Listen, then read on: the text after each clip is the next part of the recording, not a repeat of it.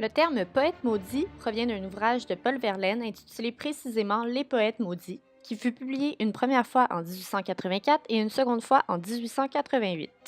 Verlaine y rend hommage à une série de poètes français de la fin du 19e siècle, notamment à Tristan Corbière, Arthur Rimbaud, Stéphane Mallarmé, Marceline Desbordes de Valmore, Villiers de Lille et Pauvre Lélian, anagramme pour son propre nom.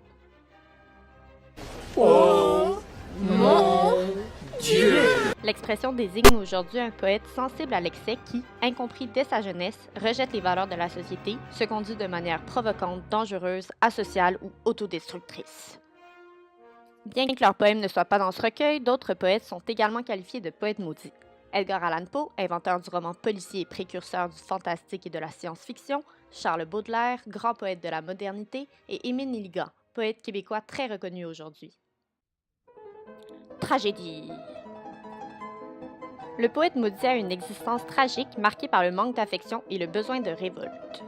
Poe, Baudelaire et Rimbaud perdent tous au moins un parent avant l'âge de 6 ans et ne guériront jamais des blessures subies suite à ces abandons. Gérard de Nerval, autre poète maudit, et Nelligan multiplient les crises de folie. C'est d'ailleurs à l'hôpital psychiatrique que Nelligan est interné avant l'âge de 20 ans et ce jusqu'à sa mort à 62 ans. Verlaine connaît une fin de vie misérable durant laquelle il est errant et fait des allers-retours entre l'hôpital et la taverne. Baudelaire et Verlaine contractent la syphilis.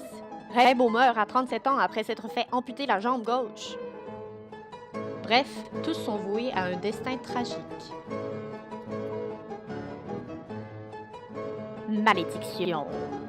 Les poètes maudits désapprouvent l'intérêt du reste de la société, en particulier la bourgeoisie, pour les besoins immédiats et vulgaires, ce qui fait en sorte qu'ils n'entretiennent pas une très bonne relation avec celle-ci.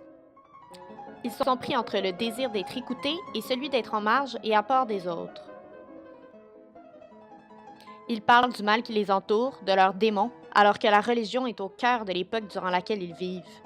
Est-ce que ces poètes se maudiraient eux-mêmes par leur quête de monstruosité? Mystère. Provocation. Où est-ce qu'il est, le petit bonhomme? L'écriture des poètes maudits renverse les thèmes traditionnels, en passant par la putréfaction, le blasphème et l'érotisme. Sur lui. C'est un petit baveux. Des petits maudits. Ces poètes rejettent la poésie traditionnelle et se donnent énormément de liberté quant à la syntaxe et la versification de leurs poèmes. La plupart n'ont pas été reconnus de leur vivant, c'est par la suite que leur génie sera reconnu. Tous ces aspects sont ce qui a fait d'eux des poètes maudits.